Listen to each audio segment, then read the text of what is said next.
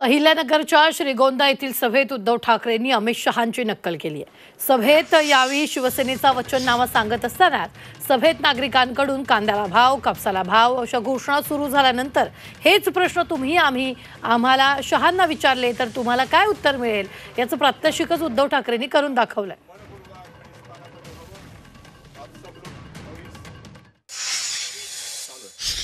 की अमित शाह तुमच्या समोर आहेत, मला नाही समजायचं, असं समजा। आणि तुम्ही काय मागताय? कशाला भाव? कांदा ना, कांद्याला भाव मागताय। अरे काश्मीर मधलं 370 कलम उठवलं,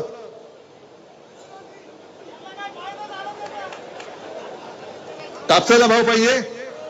अरे काश्मीर मधलं 370 कलम उठवलं ना, कशाला भाव पाहिजे? तुम्ही नुसतं सांगा सोयाबीनला पाहिजे। अरे काश्मीरचं 370 कलम उठवलं ना, आणखीन काय पाहिजे तुम्हाला? त्या कुठलं नाही, डिंबे धरण ते माणिक बोगदा करून पाहिजे। काश्मीरचं 370 कलम उठवलं ना, आणखीन काय पाहिजे? साखळी योजना करून पाहिजे। आता तुम्ही म्हणाल नको बाबा, तुम्ही जा पहिले इकडनं। आता तुम्हाला फरक कळला? काश्मीरच्या 370 कलम बद्दल ते मला विचारतायत, उद्धव बाबू जिन्होंने 370 कलम हटाने को विरोध किया उनके साथ बैठे हैं। मतलब हाँ, आपको राजनीति में गाड़ने के लिए बैठे हम।